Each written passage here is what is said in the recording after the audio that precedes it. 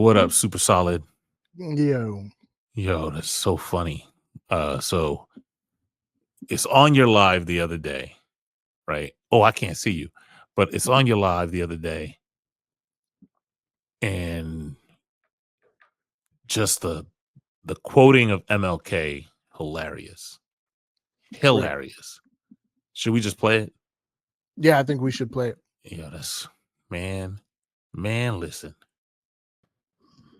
Right? Prove it. Apologize for what you said about MLK. Wait, I have to apologize for saying that we should judge people based on character. What did he say before that? I don't remember the exact. What did he say directly after that? Dream. What did he say 2 weeks after that? Dream. Oh my! What Martin Luther King said: "Judge people based on the content of their character and not the color of their skin." What did he say directly before that? I have no idea. What did he say clue. directly out of that? Dream. Yo, that's too funny. The first part is like, why would you quote the man without knowing anything? Like nothing. Without knowing where the quote came from, without like knowing any of the speech. Because later on, didn't we ask him what the name of the speech was? And he couldn't remember, or is that today? Yeah, no. Well, I don't know. I don't remember. After Dream, that took me out. Yeah, it completely took me out.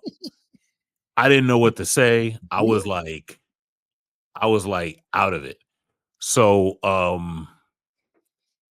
but to use a quote like that just to like prove a point, but not know the whole. And look, just so you know, for anybody listening, the point of the conversation was to take accountability for racism. And dude said, I'm gonna just quote MLK and not know what he actually said, and then just quote him and say, "Dream." Right. That's too much. That's too much. I was laughing for the rest of the day after that. And I know I couldn't help it. So that was New Year's Eve, right? I went out with some fellas from work. Mm-hmm. On the way there, I was listening to that live. I was listening to that portion of the live on repeat because I honestly, Jeff, I'm not gonna hold you, man. I'm so tired of people intuiting refutations to like racism. It's like they vehemently disagree with the existence of racism, with the severity of racism, and they do so without having any knowledge base in racism at all. Right? They have no idea what they're talking about. They haven't studied it at all, but they just know that they're smarter than you on this subject. And I think for me, it's for any subject that's annoying, but specifically for race, like when you enter in the conversation and the first thing out of your mouth is, I'm right. I don't know what you're talking about. I don't know what it is. I'm looking at a thing and I just want to be right. I just want to be right. But no matter what you show me, I'm still gonna like go against the tide of facts and just go like, I'm right anyway. It's irritating to no end. And I think the worst part of it is the like off bat, the assumption that you're wrong. Right. Mm-hmm. And then the immediate like, you're wrong and here's why. Well, Slim, you haven't proven me wrong. Yeah, you haven't done the work.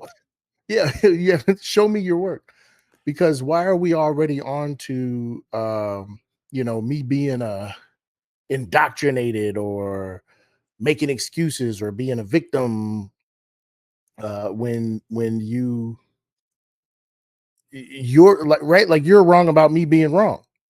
We got to figure out what reality is first before we can discuss, right? And that's one of the most annoying things.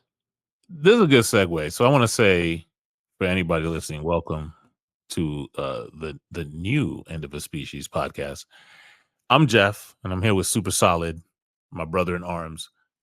And today we're going to talk about we're talking about Bulverism and the example of how people use it, why it's a fallacy, why it's annoying, all of those things.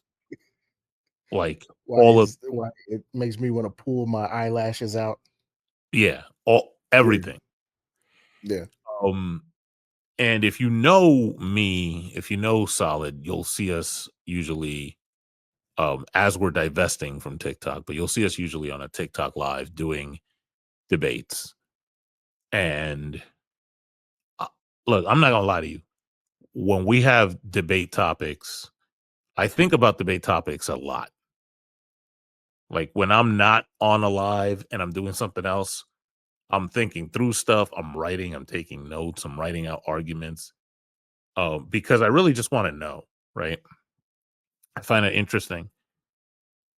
And then I go into a conversation, and after having done all of this pre-work and go through like a Socratic questioning or laying out an argument, to hear someone go, "You just want free shit." To hear somebody say, "That's how it's always been. That's just how it works." Mm-hmm. It's as if like I'm look, my number one mission this year. Happy New Year, everybody. But my number one mission this year is to normalize certain in-group, out-group dynamics that I think make sense. Academia is one of these in-group, out-group dynamics that makes sense. And to that end, I'm going to continue this drumbeat. You're going to get tired of me saying it. And I'm going to keep saying Bob in row 6 until people listen to me and understand that I'm dead ass serious when I say that. Like when I say Bob in row 6. By Bob in row 6. So the concept of Bob in row 6 is this: is like it's in my head. The way it shaped out was, you watch late night and you watch like Fallon or Kimmel or Colbert, and they're always interviewing. Like, you don't get on that show unless you either have something to say, like you're an up and coming comedian, or you're like somebody of note that just did something, or you're an actor and you're trying to promote a movie, or a singer, you got an album or something like that. But you're not like there just to shoot the shit. That's not what you're doing when you're doing this. You're there with a purpose. And so I thought to myself when I'm talking to these people on these lives, and I said, what if instead of like, hey, the new Deadpool movie's out and we were going to interview Ryan Reynolds and Hugh Jackman, but nah, forget that. I just told them to go back home. I want to interview Bob in row 6. Hey, Bob in row 6, come on down and tell us about how you went to like the grocery store today and you picked out a trip to the deli. Yeah, how they had just the right amount of roast beef in your sandwich today, player. It was perfect. Folded it over real nice. Tell us about how you looked at a Facebook meme and now you know everything there is to know about socialism. Thank you. That's what we need, right? And I feel when there's an asymmetrical effort put into a conversation, that's where a lot of the frustration comes in, because like you're talking to somebody who didn't think of this stuff, and if they were honest about them not thinking about it and say, hey, you know what, I never thought about that, let me come back, let me read, let me do this, let me do that. But no, that's not what they do. They dig in, they dig their heels in, and it's personal attack time. Yeah. Right. And I call it like you actually pointed out the term Bulverism to me, and I had never heard of it. So I was happy to learn it. Right. Which, by the way, don't do that with no ops. Don't point out no new info to them. I know what it is. Yeah, you What tell is a it? Kadunka about something new, they're expert. I know what it is. What is it? I'm not playing your game. I'm not playing your mind games. This is a quiz show or what? I know what it is. What is it? I don't have to answer your question. Go look it up. Yeah, go do your own research. I don't think you know what it is. But when I'm having a conversation and I lay out a thing and somebody just says, this is why I call it the mind reading fallacy. Somebody goes, you just don't like thing X. You just lazy and you don't want to do nothing under this thing. And I go, oh, so you went into my mind, right? You scooped out part of my thoughts and you read them out loud. So you're a mind reader. That's awesome. I love that. You may have seen me sometimes like I'll write 8 digits. Like I actually do it every time. I write 8 random digits into my notes app, and I'm like, tell me what 8 digits are in my notes app, since you know what I'm thinking. Can I ask you a question about that? Yeah. How many times has anyone ever been really close and then and you were like a little scared, like a little uh-oh? Nah, solid. Nobody's ever even tried it. Of course not, because they know better, right? They haven't even made an attempt at a guess. Not even close. And like, I know I'm being snarky when I do it. I'm 100% being a jerk. Mm-hmm. But at the same time, like it happened today. It happened today on your joint, like where we were talking to the one dude about the reparations thing, and we're just having a thought experiment. That's and it. He goes, "You're up here." After we have the whole conversation and we get to the part where it's like, okay, your thing don't make sense. You just begging for free money. What? What do you mean I'm begging for free money? It's a thought experiment. For context, y'all. Sometimes I do a live that poses a hypothetical or the hypothetical. If, and that if is doing so much heavy lifting. If reparations were to end racism, and I cannot stress this enough, if means under the conditions, right? If under the conditions that reparations ended racism, would you then support reparations? And the reason why I came up with that is because it's kind of a double bind for bigots. Yeah. Because they have to choose between supporting black people and supporting black people, and they don't want to do either one of them mugs. It's like, wait a minute. It's the ultimate trolley problem. On one end, you're saving a black person. On the other end, you're saving a black person. Which do you pull? Right. Which one do you, oh no. And so that's the reason why I came up with it. But and the reason why I came across the idea of Bulverism in the first place was because of that exact dynamic, right? Just the sheer inability of white people to participate in any meaningful way in conversations about race and racism. Mm-hmm. But I had no idea, Jeff, I had no idea. I had no idea that it would be that difficult for them. That we get to that level. Yeah, I didn't pick up on the fact Jeff, how long have we been doing this? We you and I known each other for at least a year, right? A little, yeah, a year or more, yeah. Okay. So I remember sitting in the Walmart parking lot when we did the pterodactyl fallacy. Hitchens razor. Mm-hmm. Right. Even then, people were using these genetic fallacies. Basically just saying because this idea comes from this source, the idea must be wrong, right? Mm-hmm.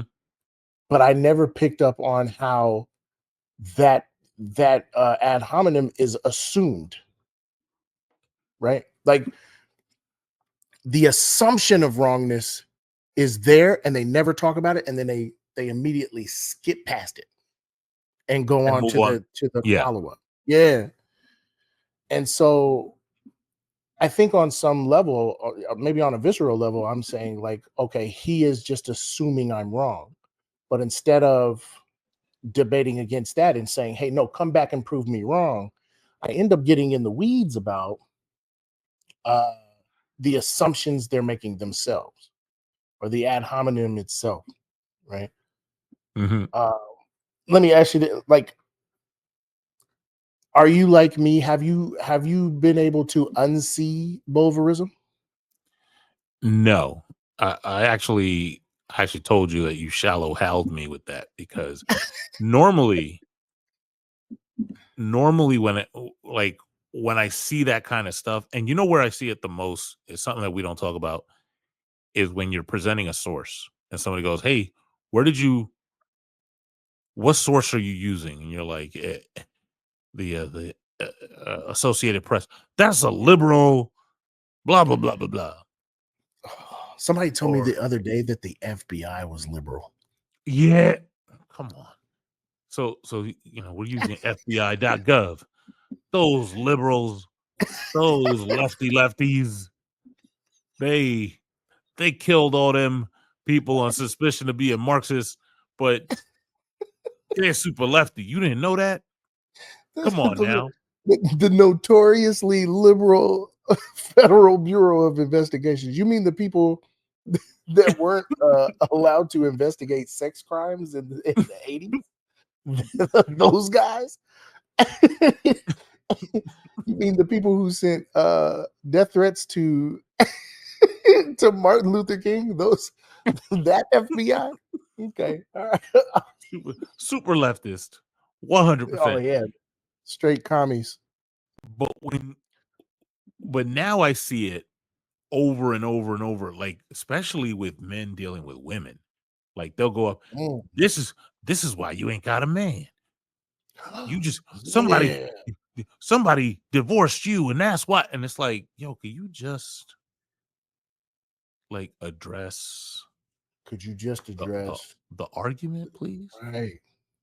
Prove Like me if you don't, wrong before you start talking about why I'm wrong. yeah, like show like I see conversations about like the gender pay gap, and a Mhm. source will pop out, and another source will pop out, and then another source will pop out till where now we're sea lining. Now we're just Yeah, like asking for like you want to it's over. pull every paycheck in the world and compare it to every other paycheck in the world one by one, as opposed to Right. just looking at the studies. And then it's this is why y'all want to have abortions because you want to like what? Time out. Wait, How rewind. did we Where did get that to come from? how did we get to abortions? Like, like we were just chilling on sources, and now you assuming there's a whole group of women's motivation for talking about. It's not that they want to work and get like the equal wage, and even Right. that may not even be true. Like they could all be independently wealthy, and they just want information about a thing, which is perfectly fine, right? I'm curious Right. There's about a nothing bunch wrong of with that. shit that got nothing to do with me, right? And in that case, my motivation is just I'm curious and nosy, and I want to know shit. That's it. Right. But then I get into the conversation, and the minute it gets a little uncomfortable, you just want abortion. Like, what the like, get What out of is here. going on? I do not understand it. I don't know. Um, like there was a dude. I should look him up. He's it's his daughter's TikTok account, but he used to be a spy for like the CIA or the NSA or something. He used to do spy work. Oh And she wow. asked him, "What is it that's going to cause the fall of society?" And my man says, "Sophistry." And Bulverism is a form of sophistry. It really is. It's a form of like, I don't want to engage the argument directly. So Yeah. instead, I'm just going to say, the person thinks that way because, and it's just, to me, it's just one of like wax poetic. It's one of like 1,000 lazy habits that people that get into these debates have. And sure, we could talk about the people on TikTok. They're just like kadunka chuds and they don't know what they're doing. But this happens in Congress. It happens on the 24-hour news cycle. This should be happening on the street. Like whenever, and look, audience, you're not going to be able to unsee this now. When you go, and thank goodness we're doing this recording after the holidays. Because if this was October and we were saying this shit, and then you go to Thanksgiving dinner, you're only saying you in your 20s, and you only saying that because you haven't lived yet. You ain't lived yet. Yeah. And then you're like, oh no, listen to this. Listen to this episode. You're doing Bulverism. Can't even address the argument. We would be ruining so many Thanksgiving and Christmas dinners. Listen, we might still for years to come. Let's hope. One can only hope that we ruin your Thanksgiving. Yeah, absolutely. Or encourage people to stop talking about certain things at the Thanksgiving table. So what is the remedy? Like, how do we remedy Bulverism though? Oh, that's I was about to say that's easy, but that's so dismissive. Don't do that, Jeff. There are a couple. Yes, it's not actually easy because it's a habit that you have to have. I think one of the biggest effects that Bulverism has that makes it effective is that it talks to your ego. Right? Like, so for example, me, I'm an atheist. Every now and again I'll engage in atheism debates. And you'll find somebody who doesn't want to talk about the thing that you want to talk about. And instead, they'll say, you're just afraid of this God, or you're just mad at this God. And for someone who's like me, who I'm like, the fiction guy, there's this thing in your stomach that you're like, what'd you just say to me? And you want to talk about that. Right. Like the conversation part is over. You just want to talk about that. When it's like, when we talk about racism, somebody, you just want free money and you're sitting in a nice house and you got a nice job that, mind you, typically, like you look like us and you didn't just blue chip your way into that. Right. Like I didn't just go, hey, my dad and my dad's dad and my dad's dad. Like you worked your ass off to get where you at. And now somebody's like, you just want free money. And you hear that? And you're like, wait a minute. It's a wrap. It's a wrap. That's all I'm gonna be able to talk about. Like, what was I saying about the 1950s and Jim Crow? Nah, we not talking about that no more. We talk about my house, right? And I'm falling for it. Oh yeah, me too. We all have. But I think the best way to handle that, and I think I'm actually glad you brought it up. The best way to handle that is to just sidestep it, accept it, just be like, yeah, you're right, but that doesn't change this argument. Right. Like, cool, fine. I want free money, but and you know what? What would we do if we just say, prove me? If we just repeated, prove me wrong over and over again? But that, that can be that can be effective. And I've seen some people do this, and it works. Where, like, let's say I ask you a question. The other day I had somebody, and I follow in your footsteps sometimes with these topics because I like the ones that put in a point. And so I have this topic that goes, all migrants are pro-American, and it piques the interest. But the exercise here is somebody's going to say something negative about migrants, and I'm going to say, well, that's just following in the great American tradition of thing that they did, right? And so, like, saying that is great, cool, but I'm not being lazy about it. I'm still going to follow in the full dialectic to its conclusion. And so I had a guy who was talking about people coming here illegally. And so we got to the point where I'm asking him, are treaties legal? Right. Our treaties, yeah. Treaties, laws, yeah. And he don't want to say yes. Of course He not. wants to hem and haw. But come on, it's a treaty. You know, a treaty is legal. Like, that's a law. If it's not, then what the hell are we signing it for? Yeah. So At when the he very didn't least, it answer, should be legally binding, right? yeah. So every time he didn't answer the question, I just said, I'm just gonna keep asking until you answer my question. And we Yeah. went for a full 10 minutes of me, are treaties legal?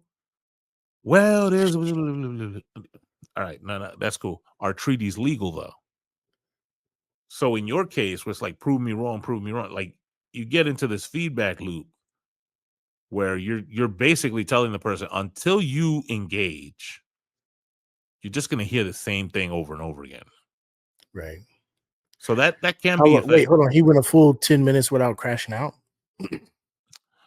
This particular, I'm gonna show you the clip later. And this particular dude, he wasn't gonna crash out. Like the crash out he was gonna do was slurs, right?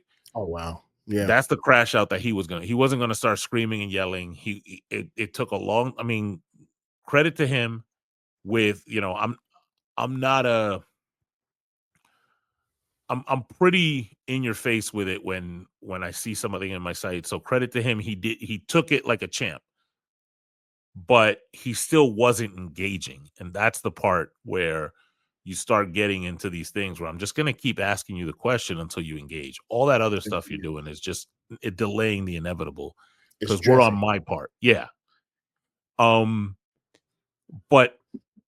the other thing I encourage people to do, and I like to do, is start with specifically what is the point of that? What's the point that we're disagreeing about? Because if Right. you clean that up, everything around that is nice for and like that WWE entertaining where we're joking with each other stuff. Yeah. But if I'm saying to you like, you know, there's some moral question that we want to answer, right? So that would be like for an abortion conversation Right. or something about xenophobia and how it moves in society, and we're talking about immigration. There's going to be a point where somebody's making a claim. And if it's me, then I'm focused on that claim. That's all I want to know about is the specific claim I just made and how it relates to the argument. And how can I foundationally like say, okay, this claim is this. But if that's not like, if you're distracting from that, the North Star that I have is always going to be, what are we talking about? And if we shift it from that, let's just bring it back. Right. Right. The other What's on the day, background, aka what are the words that I have put here specifically for us to look at so that we remember what the topic is in the first place? exactly that. Yeah. Exactly that. And you know what? Sometimes when you really like start going down a rabbit hole, when you come back to the topic, I'll even say to some people, like, look, you did all of that, and we didn't get we didn't get an inch closer to you proving the thing that you wanted to say. Exactly. Not like we didn't take a step in that direction. We're talking about this other thing now. Mm-hmm. And we could have been talking about the thing you wanted to say. And that's crazy to me that we not. Like, how did we get to that point? Yeah. You know? One So of the most frustrating things about debating Bob and Row 6, I think, in the world is all the wasted time. yeah, Yeah. there's layers of it though. Mm. Because all right, if I'm talking to you and then somebody's on deck, right? And Right. you're making an argument about whatever. the person that comes in, generally, typically speaking, the next person that comes that's going to have a conversation, I like them to start from the beginning of whatever argument they're going to make. I don't like to staple. I call it stapling the last person's argument to your forehead. I don't like doing that because there are going to be parts of it that people are going to miss. But if Right. you've been sitting there waiting, and I just like, I've seen you give people a class on what is the history and the material analysis Right. of the last 100 years of race in this country.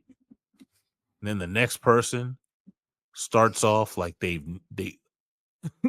didn't hear none of that. Their joint was on mute for that whole time, and we got to start over.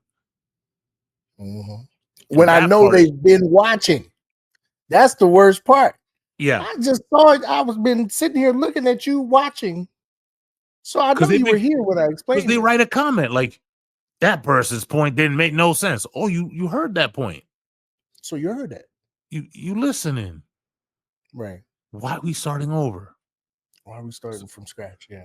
I've seen some of our mutuals, like, I don't like talking about politicians after an election because the thing is done. But people still talk like, hey, why did you vote for this person? Why did you vote for that person? I've seen some of our mutuals have 5 conversations in a row. And in all of the conversations, they have to start off by explaining what a tariff is. And I'm going to tell you this. This is the unspoken thing about tariffs. I'm going to say it, and I'm not going to take it back. Tariffs are boring. Boring. I don't know that there's a thing in economics that you could talk about that's more boring than a tariff. It's boring for the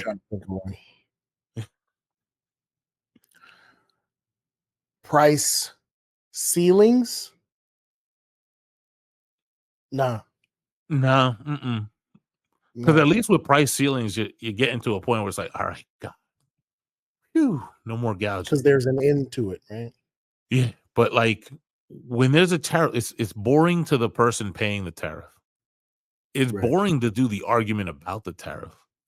When you get to a targeted tariff, everything else is speculation. Like, hey, are they going to bring jobs back? Everything about a tariff is boring. Right. But there's nothing more boring than just explaining what a tariff is. Right. And having to do that 5 times in a row is outrageous to me. I don't know how somebody could do that and not become a supervillain that day. So then, because there are times when I'll just say, hey, listen, no, I talked about this with the last guy. We already talked about this,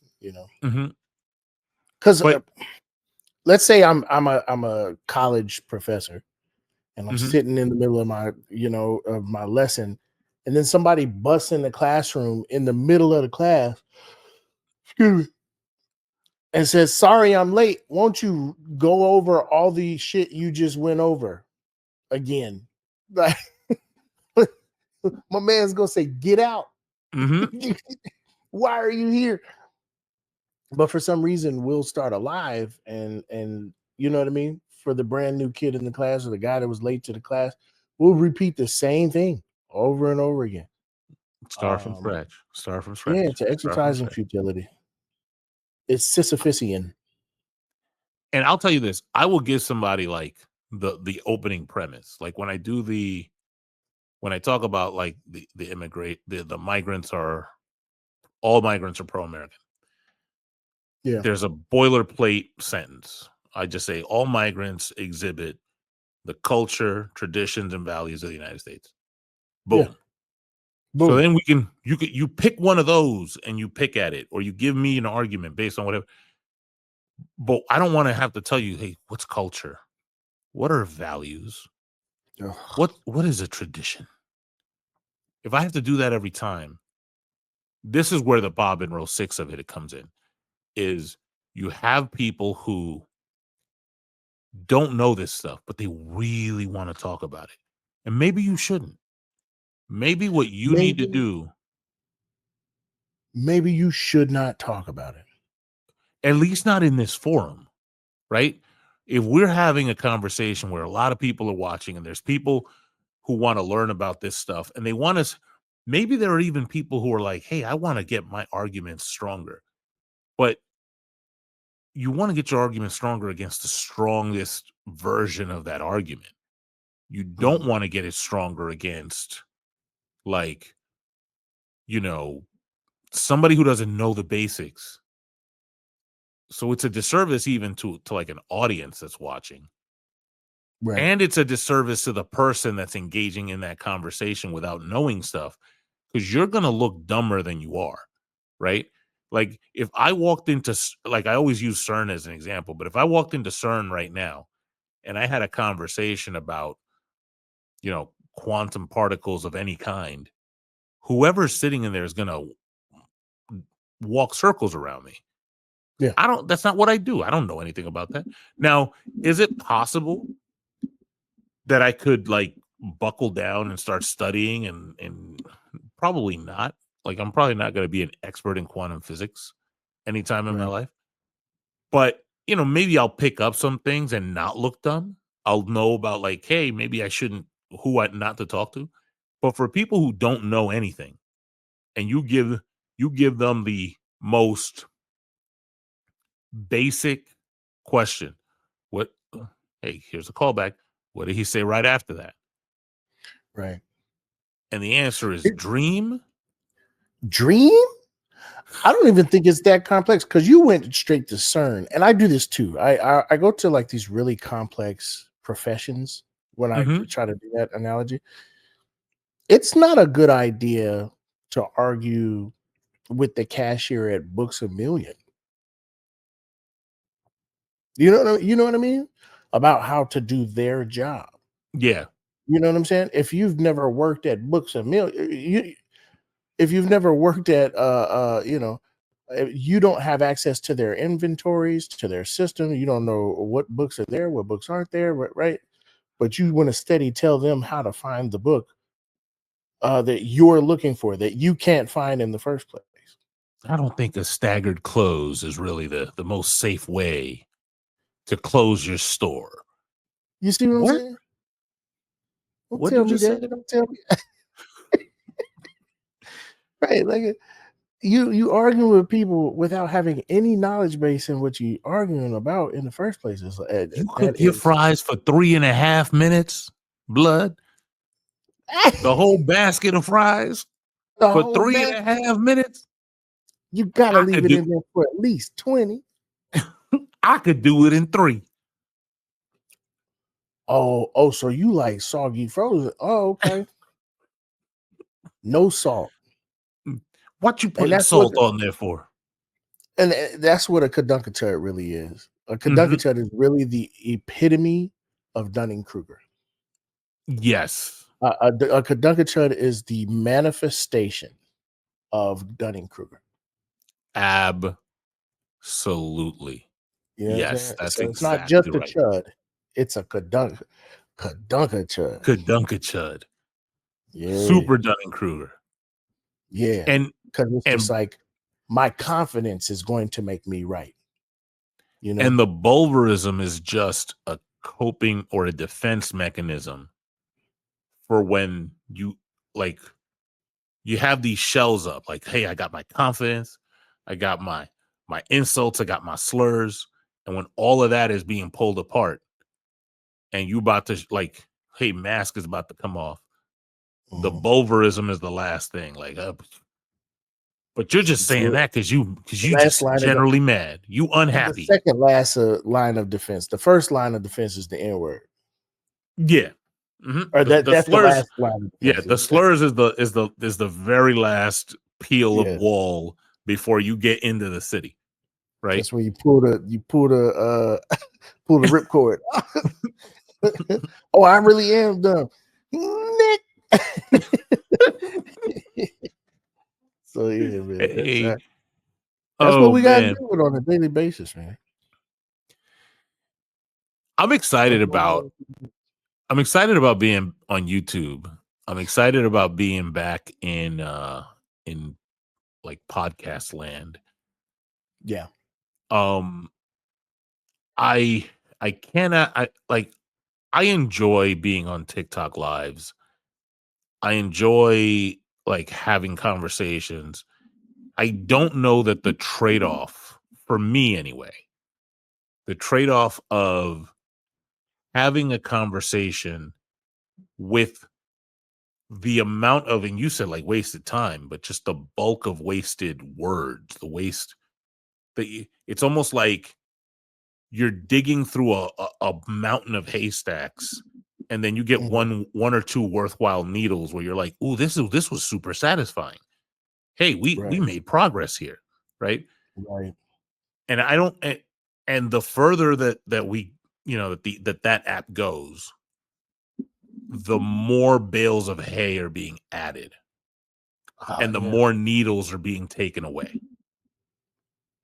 And I think for me, it's gotten to a point where I'm super excited about being on YouTube, because on this platform right now, right, you and I are having this conversation, right?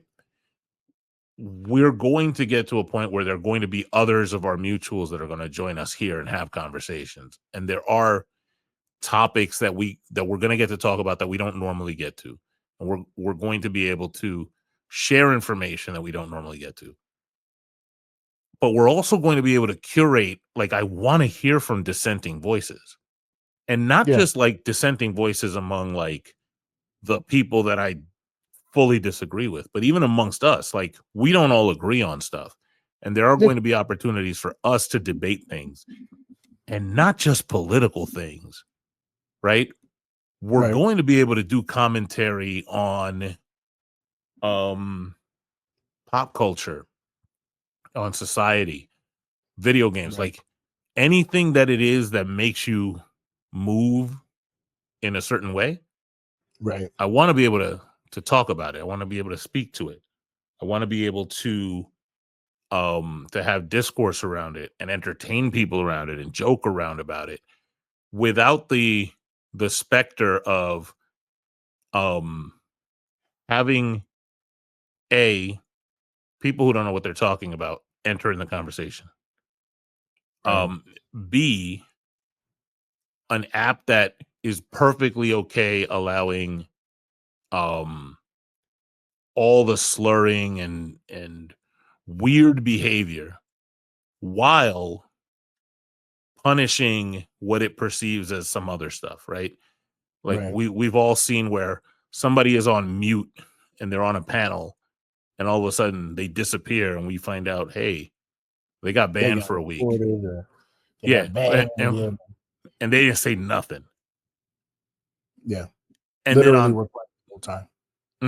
and then on You know top what I of all think though? that, I think it comes from like they might be in another space and then they get reported there, and then TikTok just lags so hard that they don't get reported until they get to the new maybe, space. But yeah, either way, you shouldn't have let that slide. Like you, you waited this long. Why? But also, like, no, ain't no there's this statute of dynamic where, limitations. right, Caducatures will come up, say the shit to you. They will come up on your in your space. The other day, the last banana I got, it was some Caducatures calling me the N word, telling me to do self harm to myself, and they got off scot free. But because they dropped down and then reported me for it without even vetting it at all, TikTok just said, we're gonna ban you. It's like, no, go after those people who actually said the thing. Yeah. You know, if there's no way around it.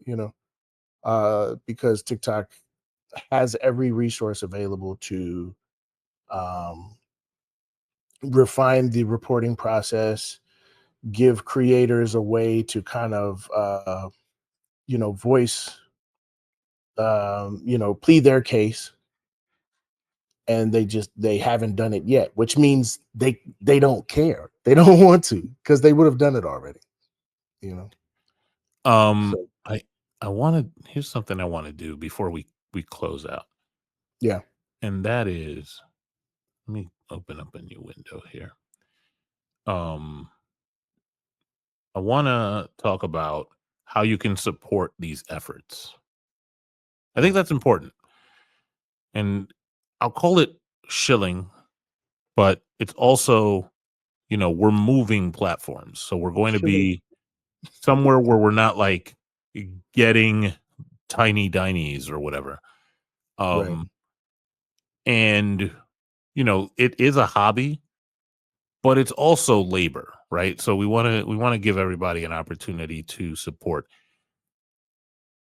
And I have this driving like philosophy that I've always felt weird about people just I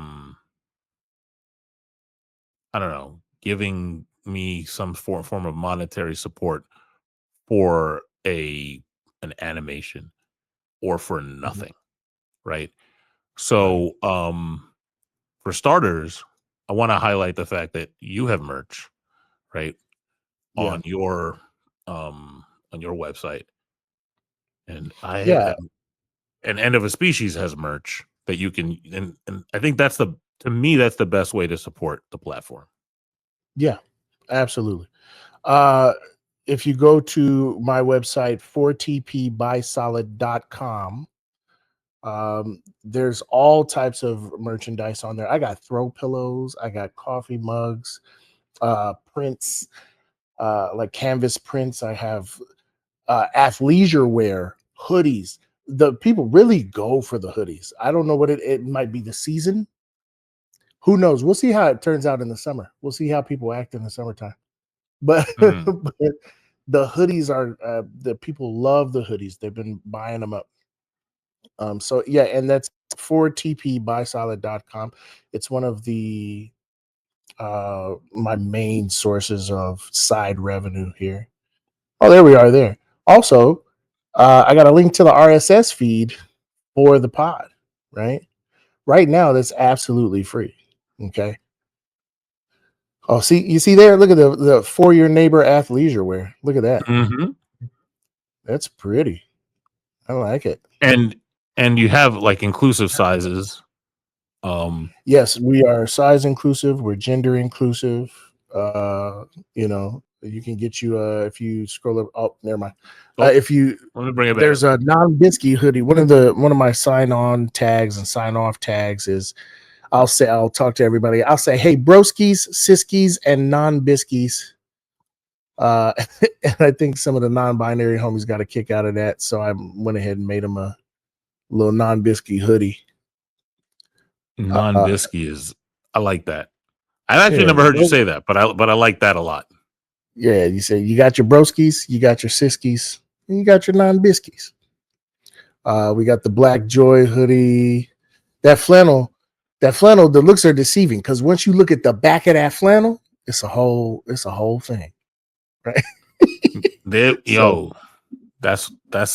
what it is. Yeah, I like that. No, that design is pretty cool.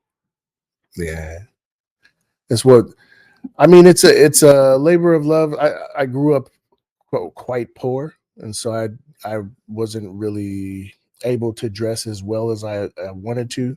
So now it's just really important to me that I'm well dressed. I'm a large guy, and so I want.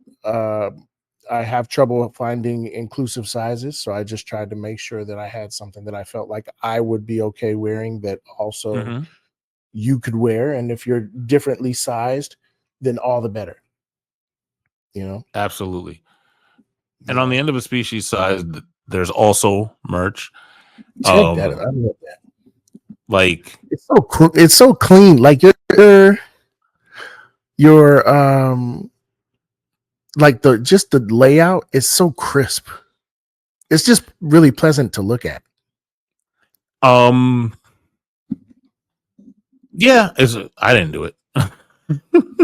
I can't take no credit for that. This is just how it lined up. Right. But I think if I had to highlight one, right?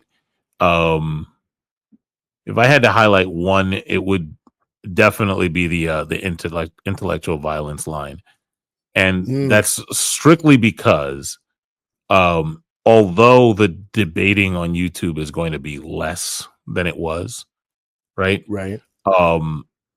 We are in a space now where the ideas are the violence, right? Right. The ideas are the revolution. Right.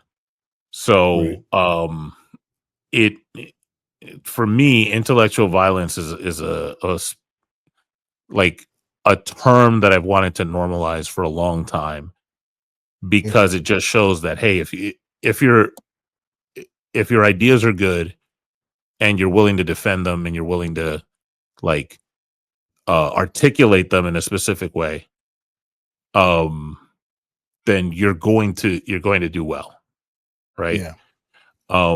And I would be remiss if I didn't also highlight Debate Dexter, which, by the way, that's the first shirt my wife got, was the Debate Yeah. Let Dexter me see shirt. the Debate Dexter, please, because that thing. Um, I like the marshmallow brain jump.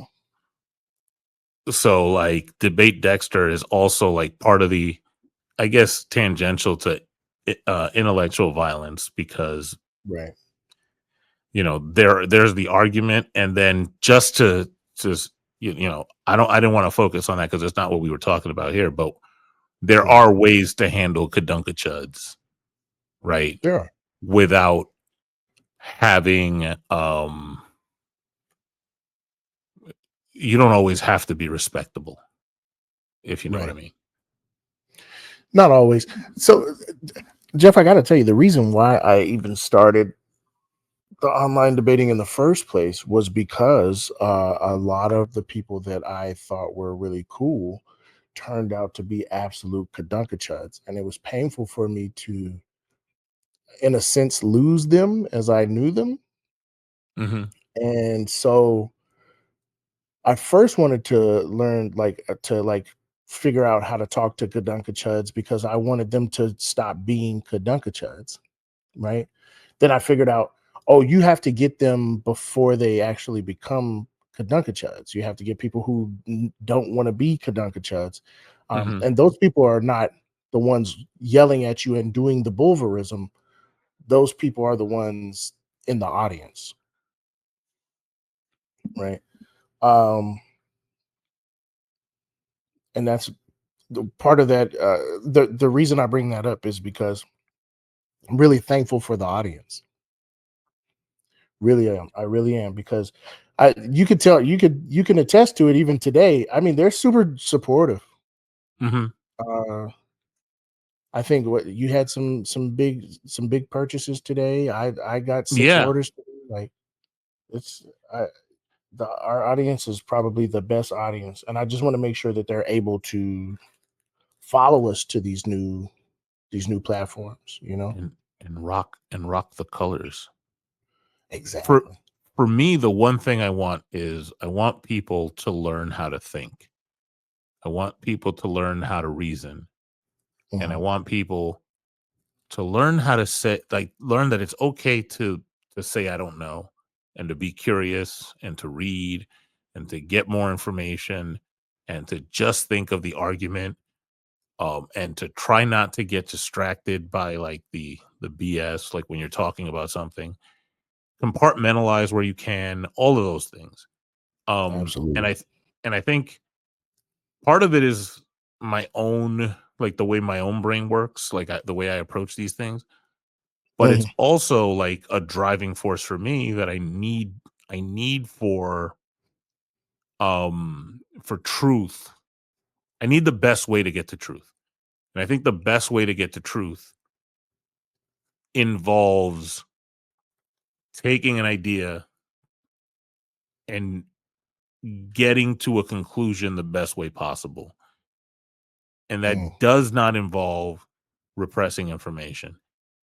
That doesn't Ever. involve throwing in your own bias. Like, there's so much to it, and it seems very complicated, but at the end of the day, it's very, very simple.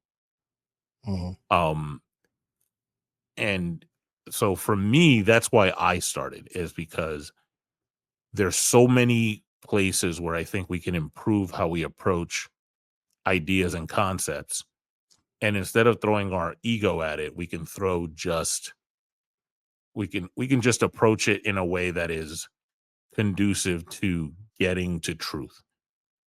Right. Absolutely. Like the W's don't matter, the L's don't matter. It's just the, just let's get to truth Till we somehow. get to the truth. Yeah. Absolutely. So I appreciate y'all for listening today. We got to the end of this first episode of many, and yeah, we'll see you guys next time. Hasta luego.